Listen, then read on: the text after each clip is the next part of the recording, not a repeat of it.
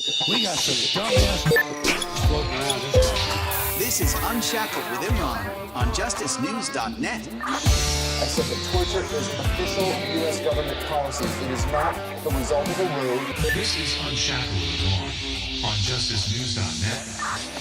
These things need to be determined by the public, not by somebody who's simply hired by the government. Unshackled with Imran on JusticeNews.net. You're listening to Unshackled on JusticeNewsNetwork.org. This is Unshackled with Imran on JusticeNews.net. Unshackled with Imran on JusticeNews.net. Because the owners of this country know the truth. It's called the American dream, because you have to be asleep to believe it. Jesse Dreyfuse. This is Jesse Dreyfuse. Hey Jesse, how you doing? Well, I've been in a lot better spots, but nonetheless, I'm doing much better. Jesse, I want you to tell me what's going on in your case. Start from the top. Yes, sir. I was working for an Iranian National, and his name was Omar. Him and his wife had bought an office building in Huntington, West Virginia, and they treated me rather well. I made $1,000 a week, assisting in construction projects and overseeing certain aspects of their businesses. And they also owned a nightclub. We was doing renovations to the building in town, and I would go and hire. I managed every one of the construction projects I managed. Well, we was gutting the entire office building, 8 stories, and we was knocking all the plaster out and remodeling. And Omar always put me over top of hiring the day laborers and the help, because that's who I would have to make sure I got the jobs done. Okay. He was putting in a hookah bar, because he catered to most Iranians, mostly Iranians and other Middle Eastern people. And we put in a hookah bar out the back. He built a hookah bar. Mm-hmm. We ordered all the materials, and I went to hire a man, 2 day laborers, and I went to this man's house and knocked on his door. I called him first, and I said, "Hey, you interested in some work, Mr. Tomsey?" And he said, "Oh, yeah," because he was a skilled laborer. He could read a tape measure. He knew how to work with hand tools. And, he wasn't a carpenter, but nonetheless, he was a good, skilled laborer. I said, "Well, here's the thing. I'm going to give you $12 an hour, because that's what we paid him before. 10 hours a day. If you only work 8, you still get 120 at the end of the day. We feed you every day. I got 4 days work." He goes, "Oh, I need that." I said, "Well, very good." I said, "I need 2 other guys to dig post holes out back. We got to break the concrete up, dig post holes so we can put the frame up." I said, "I need 2 grunts." He goes, "Well, I know 2 guys right now to be willing to do it." He goes, "Can you stop down and give me a few bucks as an advance?" I said, "Sure." I said, "I'll do that." Well, I was living in the townhouse, the very top of this apartment, of this building that we was renovating for Omar. So I went ahead and I said, "I'll be down there tomorrow." So I rolled down the next day and I gave him $50 in advance, and I had about $540 cash on me. It wasn't a lot of money at all. It just looked like a lot because, it was 5s, 10s, and 20s. And I said, "I need these 2 guys. What's up?" He goes, "Hold on, I'll go talk to him. I'll be right back." Sit on the porch. He lived on a 2nd story, and I'm sitting on the porch. He runs down and goes to another house, and he comes back. He goes, "He's not there right now, but he will be in a minute if you just hang out." I said, "I'll hang out for a little while." I was texting my daughter. Next thing you know, he goes, "He's here. You want to go downstairs and talk to him?" I was like, "Absolutely." Well, when I went downstairs, I followed him around to the front of this other house. It was out of sight. He knocks on the door. He says, "It's me." I walk in, and 4 guys robbed me. I said, "Well," I wasn't expecting to be robbed. As soon as I walked in behind him, they slammed this door shut behind me. I said, "You the guy that's looking for work?" He goes, "No, I'm looking for that money in your pocket. Come loose with it." I said, "Yeah, I don't see that happening." Damn. That ain't happening. And then the next thing you know, I got hit in the leg with a ball bat. They pinned me down with a ball bat. One stabbed me in my lung, in my side, punctured my lung, and in my chest. They took my brand new iPhone, and they also took my wallet. Damn. And they poked a hole in my brand new shirt that Omar bought me, which was a $60 shirt. And I was pretty upset about the shirt. I'm not going to lie. I was real mad about the shirt, the money, but they pick me up and throw me outside. You're listening to Unshackled. Unshackled with Imran on JusticeNews.net. Okay, well, that's great. So I run 2 doors down where the lights are at the Go Mart, and I'm bleeding. And the clerk looks at me and said, "What happened?" I said, "I just got attacked in that yellow house up there. They just robbed me." And he goes, "Oh, you shouldn't have went in there. Let me call the police." well, there's no need. They're never going to get my money back. I'm not going to get my phone back without question. And if they do ever can, it's going to cause me more inconveniences. It's just terrible. And I show him a stab wound. He goes, you better call an ambulance. I said, I think I'll be all right. I don't have medical insurance. I'm not going to run off a medical bill. If it's going to heal, it's going to heal. I'll be able to treat it. So I stayed there for about 15 minutes and talked to this guy and several patrons that went to the store. And then I went back to my apartment. Well, the next day, that evening, I realized my lung was not doing so good, and I got worried. The next day, I could breathe better, but didn't realize it was collapsed. I had no idea it was fully collapsed. So I laid in bed for 2 days, and I called my phone, you know, hey, you got my phone? Somebody actually answered. I said, hey, man, you got my phone. So you don't want to stab me or you don't want to pin me down with that bat? And they hung up, and then they never answered the phone again, naturally. Well, Omar sends me to Parkersburg to lay concrete. We put the deck on hold. I explained to him I got attacked, I got robbed, it is what it is. He said, go to the hospital. I said, no, Omar, I'm all right. He goes, I'll pay for it. I said, no, it's okay. I said, just give me a couple days. I said, give me a couple days. He goes, very good. He goes, can you go up to Parkersburg? We got a concrete job up there. Would you just make sure these guys get the forms up? And I said, I can do that. Sit in a truck and watch them pour concrete, pay them at the end of the day. I go up to Parkersburg, which is like 60 miles north of Huntington where this had occurred. And I was sitting at the parking ride. You know, the truck wouldn't start. So I walk around and want to get another ride to go to the job site. And I get sworn by police officers. They arrest me and say, you know what happened in Huntington? I'm like, absolutely not. What's going on? Well, you're under arrest. I said, for what? I said, malicious wounding. I said, huh? I said, I got stabbed down there, but I didn't charge nobody. Why you'd be arresting me? And then they carried me down there and charged me with malicious wounding. Here, apparently, in that same house where I was robbed, and I was in fact robbed, and the man actually admitted to robbing me on the stand. There was a man that was allegedly beaten with a bat, but he wasn't beaten with a bat, and I'm going to tell you how I know this. But anyway, they come to me and they say, you know, I said, I need a lawyer. They give me this lawyer. He comes to me with... He says, they're going to charge you with murder. The man died. I said, well, okay, but I didn't kill nobody. I didn't hit nobody. I was attacked. He goes, well, you should have called the cops first. That's the way it works. I said, well, I'm not calling the cops. They never got my money back. Well, unfortunately, they charged him with malicious wounding. I ended up getting charged for murder. This guy finally gets the autopsy report, medical records. This man never had no multiple facial fracture, major skull fracture, exposed brain injury. He also got the grand jury minutes where the police and the prosecutor went to the grand jury and said that Edward Jesse Dreyfuse obtained a black aluminum baseball bat, strike notice, Clay Jr. about the face and head multiple times, causing multiple facial fractures, a major skull fracture, and exposed brain injury, causing him to slip into a coma and remaining in such state until he died of those non-existing injuries. I told this lawyer I wanted him to challenge the indictment. He said, no, I'm not going to do that. We can't do that in this court. So I started raising Cain. Well, they had a ball bat. He said, they're saying you beat him with a ball bat. You have 1 minute remaining. So I started arguing. I said, if I beat him with a ball bat, I want the ball bat tested for DNA and for my fingerprints. Well, the judge didn't want to do it.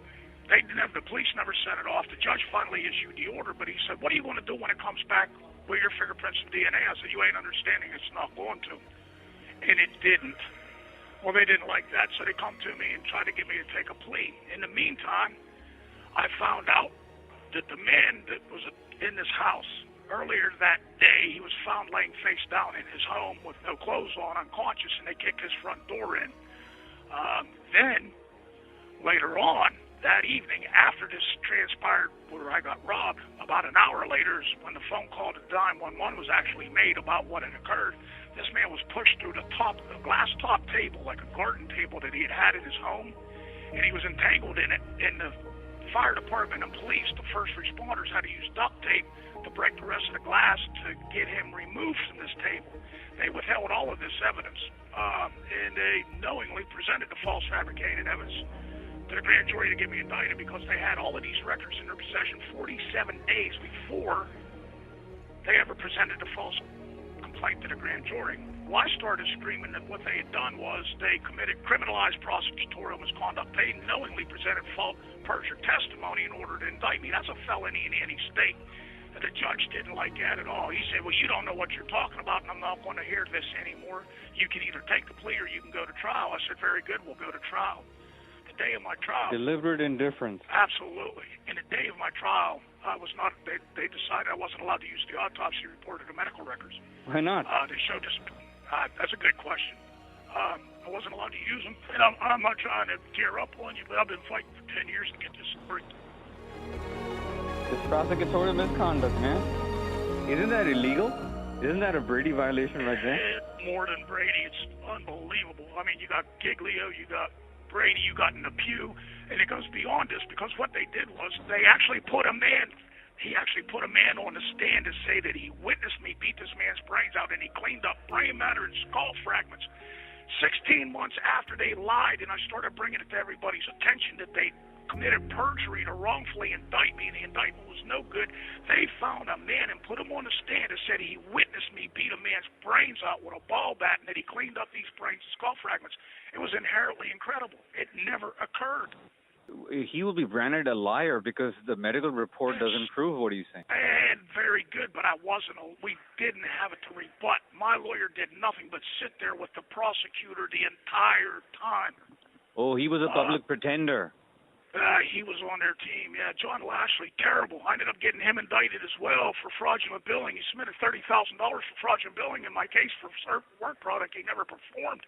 But anyway, I was found guilty, and I would have found myself guilty because that testimony had the chores and tears. They had to stop the trial, and nobody would say anything. I'm like, you need to object. He goes, well, I can't do that. What do you mean you can't do that? They're lying.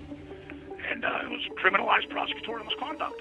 So anyway, it took me 6 years to get the autopsy report unsealed in federal court. I did it myself. I got it unsealed. If you go to Westlaw or you go to Lexus and type my name in, it's phenomenal, the cases that I've prevailed in. But I've had to do it all without a lawyer. It took me 6 years to get the autopsy report unsealed. I got the autopsy report unsealed, and the federal judge said, Mr. Dryfuse, I recommend you go back to your prison and study Imran versus Patchman. After she gave me the autopsy report, after she read it, she goes, what's been done to you is criminal, sir.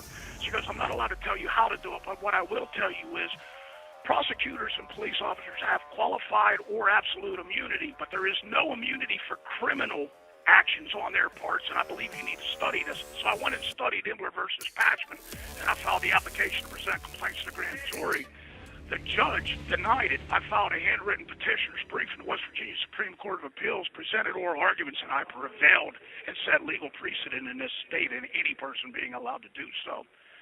Since then, I filed a motion to vacate, motion to rescind the invalid indictment, and prove that. I think you heard that hearing where I was in court litigating. I'm not sure if you have, but I actually litigated that before the court. I had a hearing with compulsory process, put forth all of the evidence, and the state could not dispute that these lies occurred. I have a special prosecutor and a special judge because I got the entire Cabell County Judicial Circuit disqualified because of this misconduct. Mm-hmm. It has been a fight from day one. I just recently was appointed a former prosecutor, an attorney from Charleston, West Virginia, who says, well, I don't want to bring up the prosecutorial misconduct. I said, well, of course you don't, but I most certainly am. And I've continuously had to litigate myself, which I still am. And I've made it all the way through to this final hurdle after proving my case clearly. Everybody in the courtroom got up and applauded, even the judge's own staff at that hearing that's posted by Mr. Lawrence Smith. At the conclusion of that hearing, everybody got up and clapped, and the judge admonished everybody. I'm not going to tolerate that in my courtroom. It was quite a show. It was a win for me, and I'm still sitting here now. They shelved me, and I don't know what else to do. And my story hasn't been told. Why hasn't your story been told? I mean, the West Virginia media should be all over it. And this is the thing. Once again, Ryan Bentley, the police officer that knowingly, intentionally lied. His wife is the news director for Huntington's WSAZ-TV news channel. Mm-hmm. They will not touch this. And Lee Wolverton of the Huntington Herald Dispatch is Christopher Childs' brother-in-law, and he's the one that called me the ballback killer relentlessly. And since I've proven this and got the autopsy report unsealed and proven that none of these injuries occurred, not once have they tried to retract one of those stories. He ignores everybody that contacts him. I can't get nobody to tell his story. And it's unbelievable. It's not just my case, though, sir. There's been 7 wrongful murder convictions that were secured by the same pattern of criminalized prosecutorial misconduct in Cabell County over the last 10 years. 7 of those murder convictions have been vacated. 7, and nobody's talking about it. Nobody. Yeah, because they own the media. Yes, and that's the thing. And it's unbelievable. It's just absolutely unbelievable. But my fight is a fight as I'm the prison legal rep now because I had to study every day and litigate my case relentlessly every day. And I'm very knowledgeable with the the language and process law. Unfortunately, I didn't want to be, but I had no other choice. And I've got myself almost to the end of the road, but now they put up another barrier. What's going on now? Well, they stalled me on a hearing. I need one more hearing, a 30-minute hearing, and we're done. And I'm not getting my hearing. They're just ignoring me. Why not? No answers. I filed a petition for writ of mandamus, and I was surprised when Debbie said that you had mentioned that. I did just recently file another mandamus in the West Virginia Supreme Court of Appeals. They issued an order for show cause for the special assigned judge to show cause why he hasn't made a decision in the criminal proceeding motions to vacate the conviction. And he has until November 10th to answer it. And I've had several people call the judge's office. He says, yeah, I'll deal with him when I want, but I'll answer his mandamus. And it's just unbelievable. It's unbelievable. That's cool, man. I mean, I thought it looked pretty bad, but hey, man, I mean, I know, listen, man, the fact is that you're still inside, so it is bad. But what is good is that you got all of them cornered like dirty rats. And it's so funny that they're so shit scared of you that they're just running away, man. They're not even giving you a hearing. And what about your attorney? What's he doing? He's on their team. He's a former prosecuting attorney. He was thrown out of office for beating his wife and his children. You can actually look him up, Attorney Mark Plants, and read about it. There's many articles. He was a Charleston, West Virginia prosecutor, and he had a problem with his anger and would beat his wife and children. And the county commissioners actually threw him out. He was disbarred for a while. Now he's just making another comeback in the legal profession, and they put him on my case as my standby lawyer. I'm my own lawyer. He's just my standby counsel. I wouldn't let them appoint me a lawyer. Why would he win your case, man? I mean, he's a former prosecutor. Why would he win your case? Yeah, he doesn't want nothing to do. Like he said, I'll never raise prosecutorial misconduct. I said, of course, and I don't want you to because I'm doing it myself. You're not dropping any of my claims. You're not doing anything other than what I tell you to because I won the right to have hybrid representation in these matters, and you're only my standby lawyer. Another unbelievable feat that doesn't happen anywhere, and I succeeded in that as well.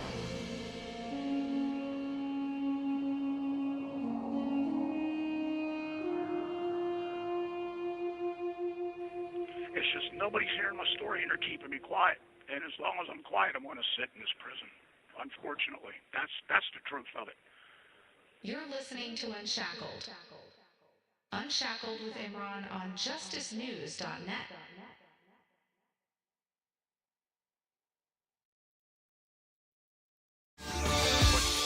This is Unshackled with Imran on justicenews.net. You're listening to Unshackled. Unshackled with Imran on justicenews.net. Because the owners of this country know the truth. It's called the American dream, because you have to be asleep to believe it.